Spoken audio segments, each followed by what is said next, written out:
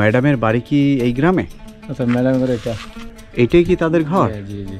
এই ওনার বাড়ি জন্ম এই বাড়িতে হয়েছে আর কি। এমনিতে ছোটবেলা থেকে ওরা ঢাকায় থাকতো আর কি। তোমার চেহারার সাথে তো পূর্ণিমা ম্যাডামের চেহারার মিল আছে, তুমি জানো?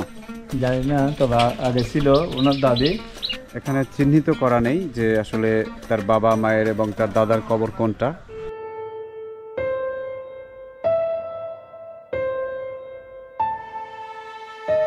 দুই যুগের দীর্ঘ ক্যারিয়ারে শতাধিক দর্শকনন্দিত সিনেমা উপহার দিয়েছেন তিনি।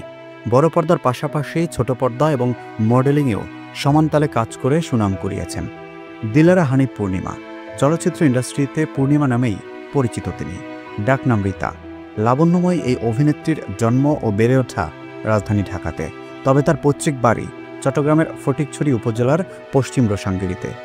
আজ আমার গন্তব্য সেখানেই। আসসালামু আলাইকুম।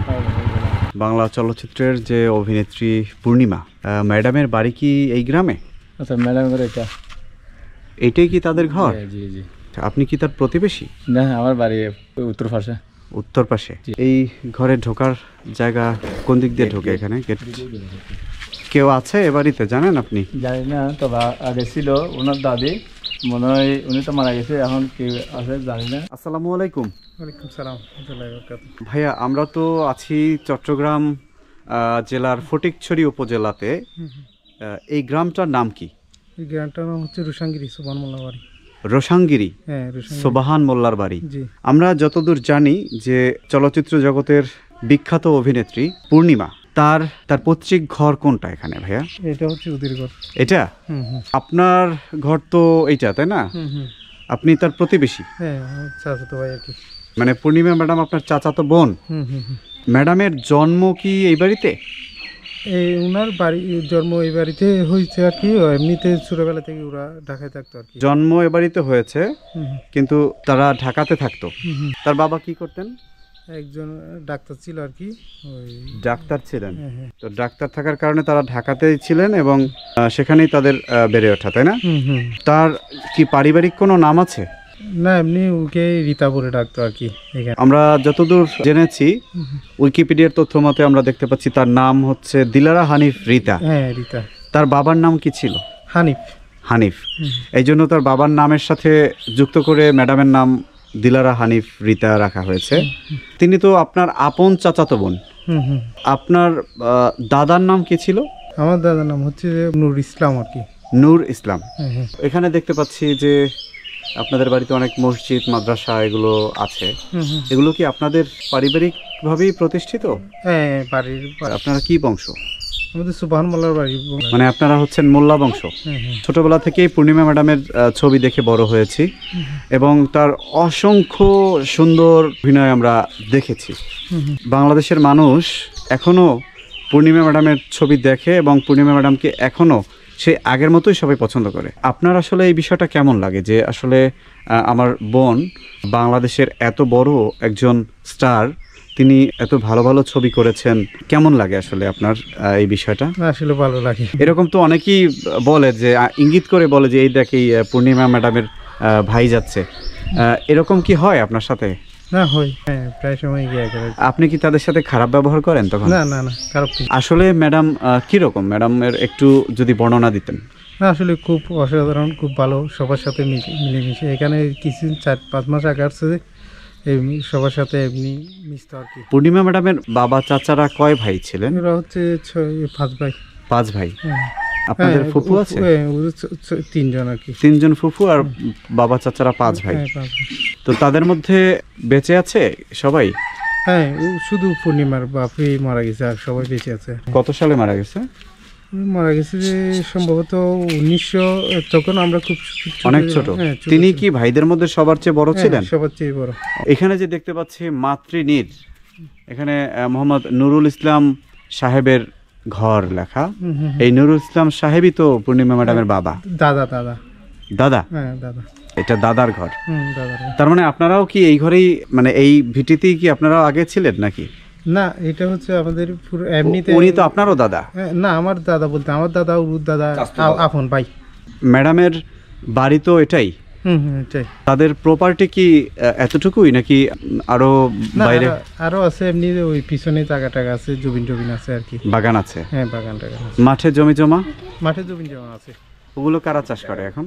এখন ওই এমনি বাইরের লোকজন চাষ করে, এমনি চাচারা ওই ইয়া করে আর কি। আমরা দেখাশোনা করি, চাচারা আসে ইয়া করে আর কি। চাষবাস হয় এখানে? চাষবাস হয়।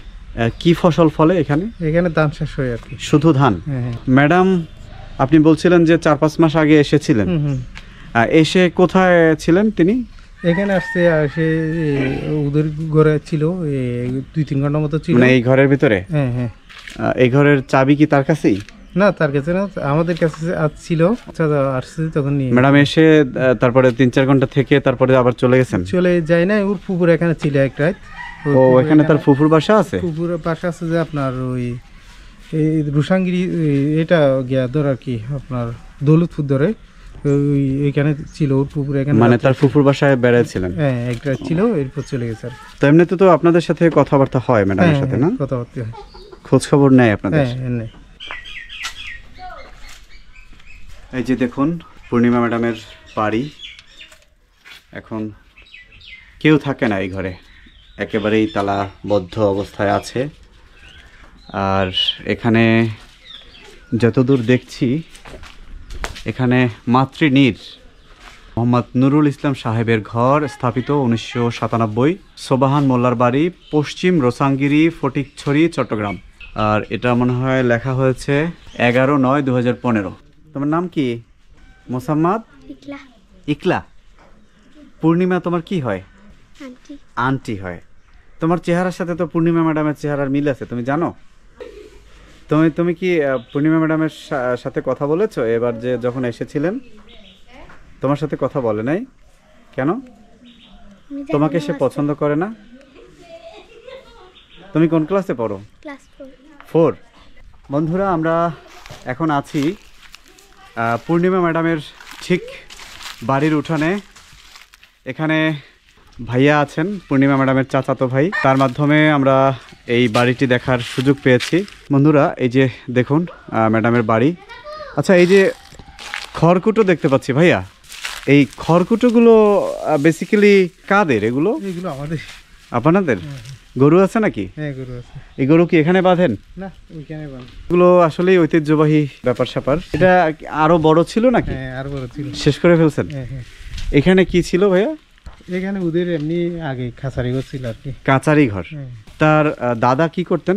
উনি একটা ওই শহরে একটা কোম্পানি। এই সেই স্মৃতি বিজড়িত ঘর, যে ঘরে পূর্ণিমা ম্যাডাম জন্মেছেন, বেড়ে উঠেছেন ঢাকায়, কিন্তু তার জন্মস্থান এই বাড়িটি। মানে এখানে কি থাকার মতো কেউই নাই এখন এই ঘরে? না, এখানে কেউ থাকার মতো নাই, কিন্তু দাদি থাকতে এই অবস্থায় সবাই। তার দাদি ছিল? হ্যাঁ, দাদি ছিল। দাদি মারা গেছে 2008-এর দিকে। 8-এর দিকে। তারপরে একেবারেই ফাঁকা? একেবারে ফাঁকা। এমনি ঈদের সময় আসে, চাচারা আসে। চাচারা এসে তারপরে এখানে অনুষ্ঠান করে সবাই। তখন কি ম্যাডামও আসে? না, ওর সময় অনুযায়ী ও আসে আর কি। বন্ধুরা, আমরা এখানে ম্যাডামের বাড়ির সামনে দেখতে পাচ্ছি একটি মাদ্রাসা ও ঈদগাহ ময়দান। এখানে লেখা আছে সোবাহান মোল্লা বাড়ি, ফোরকানিয়া মাদ্রাসা ও ঈদগাহ ময়দান। আমরা একটু ভেতরে ঢুকি। যে বিশাল ঈদগাহ মাঠ এবং বিশাল এখানে মাদ্রাসা আছে, সম্ভবত এইটা সম্ভবত মাদ্রাসা, ফোরকানিয়া মাদ্রাসা। একটা ঐতিহ্যবাহী বাড়ি, সোবাহান মোল্লার বাড়ি নামে পরিচিত, এবং এখানে তার নামে একটি মসজিদ রয়েছে, কবর রয়েছে এখানে অনেকগুলো দেখতে পাচ্ছি, অনেকগুলো কবর। এটা হচ্ছে পূর্ণিমা ম্যাডামের বাড়ির পারিবারিক কবরস্থান। এই কবর এর কোথাও হয়তো তার বাবা এবং মায়ের কবর রয়েছে। এখানে চিহ্নিত করা নেই যে আসলে তার বাবা, মায়ের এবং তার দাদার কবর কোনটা। ভিডিওটি ভালো লাগলে লাইক, কমেন্ট ও শেয়ার করতে ভুলবেন না। আপনি যদি এই চ্যানেলে নতুন হয়ে থাকেন তবে চ্যানেলটি সাবস্ক্রাইব করে বেল আইকনটিতে ক্লিক করুন।